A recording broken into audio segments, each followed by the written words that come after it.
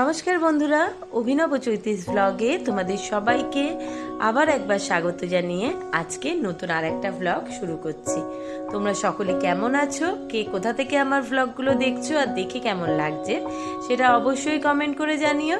ভালো লাগলে লাইক করো, বন্ধু বান্ধবের সঙ্গে শেয়ার করো। যারা ইউটিউব থেকে দেখছো তারা চ্যানেলটাকে সাবস্ক্রাইব করে দিও, পাশে থাকা বেল বাটনটাকে অল করে দিও। আর যারা ফেসবুক থেকে দেখছো তারা পেজটা অবশ্যই ফলো করো। আজকে শনিবার, ঘড়িতে প্রায় 10:30 পৌনে 11টার মতো বাজে। সকালে জলখাবার মিটিয়ে দুপুরে রান্নার বসাতে চলে এসেছি। সবার আগে পাঁপড়টা ভেজে তুলে রেখেছি। শনিবার যেহেতু পাঁপড় ভাজা করে দিতেই হবে। শুধু শনিবার বলে না, মানে যেদিনকেই বাড়িতে ডাল হয় সেদিনকে সঙ্গে যে কোনো তরকারিই থাকুক না কেন, ডালের সঙ্গে পাঁপড় ভাজা দিয়ে ভাত খেতে তোমাদের দাদা ভীষণ পছন্দ করে। তাই সকলের জন্যই ভেজে নিয়েছি অল্প একটু পাঁপড়। এখানে একটু সোয়াবিন সেদ্ধ করে রেখেছি, জল ঝরিয়ে রান্না করব। আর প্রেসারে একটুখানি মুগের ডাল একটা সিটি দিয়ে রেখেছি, তাহলে তাড়াতাড়ি হয়ে যায় বলেই প্রেসারে দিয়েছি। আর ওদিকে তো দেখতেই পেলে পটল আলুর তরকারির জন্য আলুটা ভাজতে বসিয়েছি, আর আরেকদিকে বসিয়ে দিয়েছি ভাত।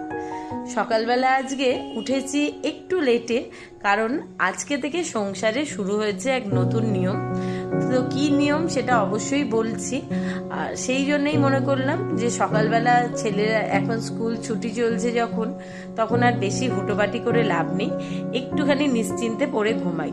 তো নিশ্চিন্তে ঘুমাতে গিয়ে ঘুম ভেঙে উঠেছি তখন প্রায় 8:15 মতো হবে। উঠে ফ্রেশ হয়ে এসে একদম পুজো করে নিয়ে জলখাবার মিটিয়ে তারপর রান্না বাজারে গেল তোমাদের দাদা, টুকটাক যা জিনিস আনবার ছিল বাজার থেকে করে নিয়ে আসতে রান্না বসিয়েছি। যদিও আজকে বাজার বলতে শনিবারের বাজার, সেরকম তো কিছু থাকে না বাজারে আনবার। আর আলুটা মোটামুটি কম বেশি সারাক্ষণই বাড়িতে বেশি করেই তুলে রাখা থাকে, যে কোনো রান্না করতে আলু তো দিতেই হবে, কারণ আলু ছাড়া রিক আবার কোনো খাবার খেতে পারে না। তো যাই হোক, আজকে মনে করেছি ওই আলু, পটল আর সোয়াবিন সব দিয়ে একটা মাখা তরকারি করব। তো ওই পটলের মধ্যেই দেখি একটা পাকা পটল রয়েছে, তো মনে করলাম এই পাকা পটল ভাজাটা আবার ভাত হোক রুটি হোক সবার সঙ্গেই, আমার তো ভীষণ পছন্দের খাবার, আবার তোমাদের দাদাও খেতে খুব ভালোবাসে। তো মনে করলাম একটাই যখন পটল আছে সেটা ওকেই ভাজা করে দিই, ও ডালের সঙ্গে খেতে ভালোবাসে যখন। আলুটা আর সোয়াবিনটা হালকা করে একটুখানি নেড়ে তুলে রেখেছি। আমি সোয়াবিনও রান্না করবার আগে কড়াতে একদম 2-1 ফোঁটা তেল দিয়ে তাতে একটু সোয়াবিনগুলো একটু নাড়াচাড়া করে নিয়ে দিই, তাহলে না পরে তরকারি হয়ে যাওয়ার পর ঝোলে দিলে সোয়াবিনগুলো প্রচুর তেল ঝোল টেনে নেয় না, এই জন্য। তো পটলটা ভালোভাবে ভেজে নিয়ে আর রোজকার মশলা দিয়ে একেবারে আলু সোয়াবিন দিয়ে টমেটো, জিরে গুঁড়ো, আদা বাটা, একটু গোটা গরম মশলা, জিরে প্রথমেই ফোড়ন দিয়েছিলাম, আর তার সঙ্গে লবণ, মিষ্টি, হলুদ, লঙ্কা তো দিয়েইছি, আর একটুখানি হিং সব দিয়ে ভালোভাবে কষিয়ে নিয়ে জল ঢেলে দেবো। আজকে তরকারিটা একটু মাখাই করব, কারণ হচ্ছে যেহেতু ডাল রয়েছে বেশি ঝোল রেখে লাভ নেই, অল্প একটু কারি মতো হবে আর কি মেখে খাওয়ার জন্য। ভাতটাও প্রায় হয়ে এসছে, এবার নামাবো। আর এদিকে সোয়াবিনের তরকারিটা হয়ে গেলে একটু ডাঁটা এনেছে, ডাঁটা আলু পোস্ত, মুগের ডাল, পাঁপড় ভাজা, আর এই সোয়াবিন আলু পটলের তরকারি ভাত। যদিও আর একটুখানি মনে করেছি যে ঢ্যাঁড়স রয়েছে ভাজা করব, কিন্তু সেজমা খুব একটা রাজি হচ্ছে না, বলছে এত রকম ভাজাভুজির দরকার নেই, 2 রকম তরকারি পাঁপড় ভাজা রয়েছে, এই দিয়েই খাওয়া হয়ে যাবে। তো দেখি যদি সময় থাকে ভাজবো, না হলে ছেড়ে দেবো।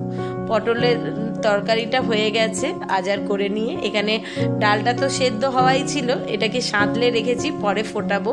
এদিকে পোস্তটাকে বাটবো, আর ওদিকে ডাঁটা আলু পোস্তটা ভেজে নিয়ে আর লবণ, হলুদ, লঙ্কা সব দিয়ে জল ঢেলে বসিয়ে দিয়েছি। আলুটা ডাঁটাটা সেদ্ধ হতে হতে পোস্তটা বেটে নেবো। এই যে এখানে তরকারি রেডি, একটুখানি ভাজা মশলা দিয়েছি ওপর দিয়ে, আর ঘি গরম মশলা তো অবশ্যই দিতে হবেই। তো ভাজা মশলার একটা দারুণ সুন্দর সেন্ট বেরোচ্ছে দেখছি আজকে তরকারিটা থেকে।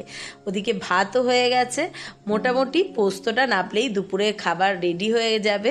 এখানে পোস্তও হয়ে গেছে, চলো পোস্তটা আজার করে একেবারে সকলের খাবার বেড়ে ঝটপট খাওয়া দাওয়া সেরে নিই।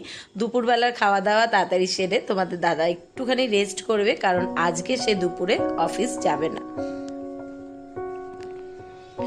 সকাল থেকেই আজকে মারাত্মক ছিল একটা গুমোট গরম, আর গরমটা এত অস্বস্তিকর লাগছিল যেন ঘরে থাকতে পারছিলাম না। দুপুরবেলাই বলেছিলাম যে দাদা আজকে অফিস বেরোবে না, তার কারণ হচ্ছে সংসারে বললাম আজকে থেকে শুরু হয়েছে এক নতুন নিয়ম। সংসারে শুধু না, সংসারের বাইরের নিয়ম আর কি। আজকে থেকে তোমাদের দাদার সপ্তাহে একদিন এই শনিবার দিন রাত্রিটা প্রত্যেক সপ্তাহতেই নাইট ডিউটি চলবে। তো যেহেতু নাইট ডিউটি বেরোবে তাই দুপুরবেলা অফিস বেরোবে না বলে রান্না হয়ে গেছিল, একেবারে সকলে খাবার বেড়ে খাওয়া দাওয়া করে একটু রেস্ট নিচ্ছিলাম।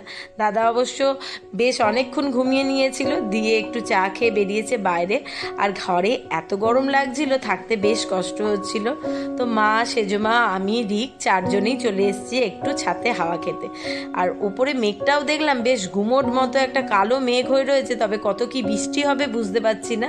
গরমটা অত্যাধিক হচ্ছে, যদিও ছাতে একটু আসলে হাওয়া বয়, কিন্তু সবসময় পাঁচতলার ছাদে উঠে আসবার সময়ও নেই, আর এতটা সিঁড়ি ভেঙে আসতেও ইচ্ছা করে না। কারণ আমি দেখবো ছাদে এসছি, সেই সময়তে তো ঘরে মানুষের অভাব খুব, সেই সময়তেই কেউ বাড়িতে এসছে, বেল বাজাচ্ছে, হয়তো আমি রইলাম না, শুনতে পেলাম না, গেট খুলতে পারলাম না, নানান সমস্যা আর কি।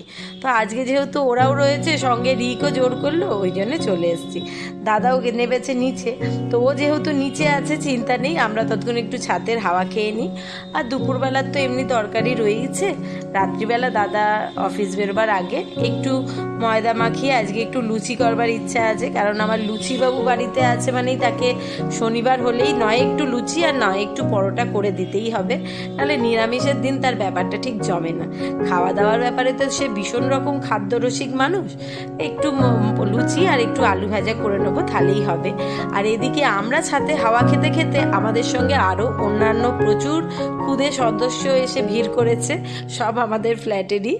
আর তার সঙ্গে তাদের পোষ্য একটি খরগোশকেও নিয়ে এসছে, তাকে ছেড়ে দিয়ে তাকেও একটু খেলাচ্ছে, হাওয়া খাওয়াচ্ছে, আর তার পেছু পেছু ওনারা দুজনেও দৌড়ে বেড়াচ্ছে। যদিও খরগোশ বাবাজি দেখছি খুব একটা নড়তে চড়তে ইচ্ছুক নয়, খাঁচা থেকে বেরিয়েই ওই দেখো আবার দূরে গিয়ে শুয়ে পড়েছে, একটু নড়ে এদিক ওদিক হাঁটছে, তারপরেই কোথাও গিয়ে বিশ্রাম নিচ্ছে। তো যাই হোক, ওরা গল্প করুক, আমার আবার ওদিকে চিন্তা আছে, কারণ সেই মানুষটা অফিস বেরোবে। তো তার আগে মোটামুটি টুকটাক যেটুকু কাজকর্ম করবার আছে, রান্নাবান্নার জোগাড়, সেটা তো সারতে হবেই। এখন নিচে গিয়ে স্নান করে এসে সন্ধে দিয়ে তারপর রান্না বসাবো। তার আগে ওরা জোর করে ধরে নিয়ে আসলো, ওপরে একজন রয়েছে, এটা আবার তাদের ঘরে আরও দুজন সদস্য। এই খাঁচাতে একটা ছেলে আর একটা মেয়ে খরগোশ রয়েছে, আর তাদের আবার হয়েছে 5খানা ছানাপোনা, 3টে মেয়ে আর 2টো ছেলে। तो ওরা বললো आंटी जी आइए आइए घर में चलिए बहुत खरगोश का बच्चा दिया है। তো তাদের পিছু পিছু আমিও চলে আসলাম একটুখানি দেখতে, কারণ আমি ধরতে ভীষণ ভয় পাই, ঘরে রাখতে একেবারেই পছন্দ করি না, কিন্তু দূর থেকে দেখতে ভালোবাসি। তো এই দেখো বেশ সুন্দর হয়েছে অনেকগুলো, 2-3টে কালো, 2-1টা সাদা। তো ওরা খরগোশগুলোকে একসঙ্গে একটা বড় খাঁচায় ঢুকিয়ে রেখেছে, যেহেতু এখন সবকটা ছোট। তারপর বলছে যে কেউ যদি পাই এতগুলো খরগোশ একসঙ্গে ঘরে রেখে কি করব, কাউকে দিয়ে দেবো, তাহলে বরং তুমি, ওর মা বলছে তুমি বরং তোমার ঘরে 1-2টো নিয়ে চলে যাও। আমি বাবা নাক কান মুলে আগেই সিলিন্ডার জানিয়ে দিয়েছি, যেই আছে যেখানে আছে দূর থেকে ভালো, আমার ঘরে ওই ভোদাই একজন সদস্য সেটাই ঠিক আছে। কারণ এই সমস্ত পশু পাখি তাও টুকটাক ভালো লাগে, কারণ ভয় নেই কামড়াবার। অন্যান্য এই সমস্ত প্রত্যেকটা জীবকেই আমি ভীষণ ভয় পাই, আর তাদেরকে সামলানোরও একটা ব্যাপার আছে, আমার সত্যি এত সময় নেই। তো যাই হোক, চলো, অনেক খরগোশ দেখা হয়েছে, এবার ঘরে ফেরা যাক, সময়ও বয়ে যাচ্ছে। ঘরে গিয়ে সন্ধ্যেবেলার পুজোটা করতে হবে। এবার নিচে গিয়ে স্নানটা সেরেই আগে ঢুকবো পুজো করে, তারপর ঝটপট করে রান্না বসাবো।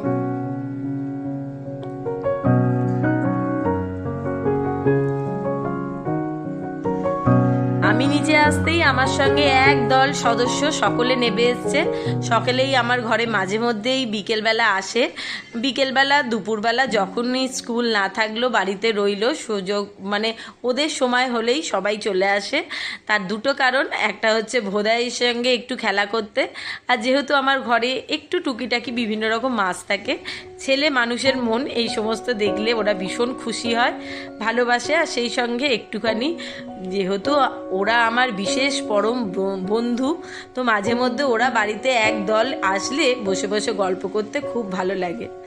তো তারা বেশ খানিকক্ষণ ছিল, দিয়ে ঘরে চলে গেছে। আর তারপরেই এসে উপস্থিত হয়েছে মাসিমণি। প্রায় অনেক দিন বাদে, 2-4 মাস বাদে মাসিমণির আজকে সময় হয়েছে ঠিক বলবো না, যেহেতু মা সেজমা এসছে অনেক দিন ধরেই মাসিমণিকেও আসতে বলছিলাম যে এসো একদিন বিকেলে সময় করে সকলে একসঙ্গে গল্প গুজব করব। তো মাসিমণি সে আমার সময় পাচ্ছিল না বলে আসা হচ্ছিল না। আজকে পেতে সন্ধেবেলা এসে আমরা ছাদ থেকে নামবার পরেই এসেছিল। তো বেশ খানিকক্ষণ গল্প গুজব চললো, একটু চা সিঙ্গারা একটু টুকিটাকি খাওয়া দাওয়াও হলো। দিয়ে মাসিমণি বেরিয়ে যাওয়ার পরই আমি ঝটপট করে ময়দা মাখিয়ে ফেলেছিলাম। আর দিয়ে সেজমা বলল আমাকে দে, আমি কিছু অন্তত কাজ করি, না হলে বাড়িতে গিয়ে আমার খুব সমস্যা হবে। তাই জন্য বসিয়ে দিয়েছি লুচি বেলতে, যে আমি আলু ভাজা করে নিই যতক্ষণ, আমার তো ময়দা মেখে রেডি আছে, তুমি ঝটপট করে নেচিও কেটে রেখেছি, একটু ঢাকা দিয়ে রেখেছি, তাহলে না হাওয়াতে শুকিয়ে যায় না। এখানে সেজমা লুচিগুলো বেলে দিলেই আমি ঝটপট করে ভেজে নিয়ে তোমাদের দাদাকে খেতে দেবো। ও বেরোলে তারপর আমরা নিজেরা খাওয়া দাওয়া সারবো। যদিও অনেক দিন এই অভ্যেসটা ছিল না, মানে এই নিয়মটা ছিল না, অনেক বহু বছর বলতে পারা যায়, বহু বছর বাদে আজকে থেকে আবার তোমাদের দাদা শুরু হচ্ছে নাইটে ডিউটি। আমার ভীষণ রকম মন খারাপ, কারণ হচ্ছে কি ঘরের মধ্যে এই 2-3টে প্রাণী, যদিও এই সপ্তাহটায় মা সেজমা আছে, কিন্তু পরের সপ্তাহ থেকে তো থাকবে না। আর এই নিয়মটা কতদিন অবধি চলবে সেটাও জানা নেই। রাত্রিবেলাটা রিক আর আমি দুজনে সারা বাড়িটায় ফাঁকা, একটু আমার অস্বস্তি হয়। মনে হয় সবাই বাড়িতে থাকলে একটু শান্তিতে নিশ্চিন্তে শোয়া বাসা যাবে। আর সবচেয়ে বড় কথা কি, সেই মানুষটাও সারাদিন বাদে মানুষের রাত্রের ঘুমটাই আগে, কিন্তু সেটা তো বলা যাবে না। কাজের জায়গা যখন যাদের যেমন নিয়ম তখন সেভাবেই মানিয়ে নিতে হবে। প্রায় 10:30টার মতো বাজে, খাওয়া দাওয়া সেরে ও বেরিয়ে পড়েছে অফিসের জন্য। আর চলো দেখি ওদিকে ওরা কি করছে, অনেকক্ষণ দেখতে পাইনি। এই যে যা একসঙ্গে মাথা ঠোকাঠুকি করে গল্পেতে মজেছে, সারাক্ষণ এত গল্প তাদের শেষ হচ্ছে না। আর আমার ছেলে আমার বোনের সঙ্গে ফোনে ওদিকে গল্প করছে। এদিকে একটুখানি দেখে আসি, সে গাড়ি বার করলো, অফিস বেরোচ্ছে। ওর রাত্রিরে ঘড়ির কাটাও বলছে 10:30 বাজে। ও বেরিয়ে গেলেই আমরা খাওয়া দাওয়া সারবো। তার আগে একটুখানি মনটাও খারাপ লাগছে, এত রাত্রিরে যে যার বাড়িতে এই সময়তে ফেরার সময় সবাই অফিস কাচারি করে রাত্রিরে বাড়ি ফেরে শান্তিতে নিজের বাড়িতে রাতটুকুনি কাটাবার জন্য, আর তাকে বেচারা সারাদিন থেকে রাত্রিরে বেরোতে হচ্ছে ডিউটির জন্য। কি আর করা যাবে, যাদের নাইট শিফটের কাজ থাকে তাদের তো নাইটেই যেতে হবে। কিন্তু এই অভ্যেসটা কাটতে একটু কিছুদিন সময় লাগবে, মাস 2 বা 1-1.5 মাস মতো গেলেই আবার অভ্যেসটা হয়ে যাবে। যাই হোক, ওই যে বেরিয়ে পড়েছে অফিসের জন্য, চলো এবার ঘরে যাওয়া যাক।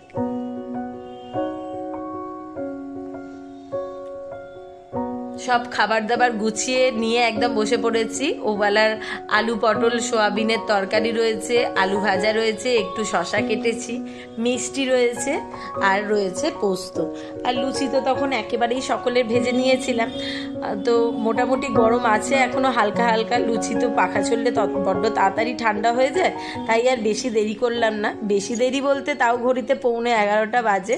আর সকলকে ডেকে নিয়ে একেবারে বসে পড়েছি, থালা রেডি করে খাবার বাড়বো আর ঝটপট খাওয়া দাওয়া শুরু করব। তাও ওদিকে মা সেজমা দুজনেই টিভিতে কিছু একটা সিরিয়াল চলছে, সেই দেখতে ব্যস্ত। রিক তো সারাক্ষণই সুযোগ পেলেই টুকটুক করে ফোন ঘেটে চলছে। তো চলো, অনেক গল্প হলো, আজকের ব্লগটা এখানেই শেষ করছি। শুভরাত্রি বলে সকলে ভালো থেকো, সুস্থ থেকো। খুব শিগগিরই নতুন আরেকটা ব্লগ নিয়ে ফিরে আসছি। টাটা।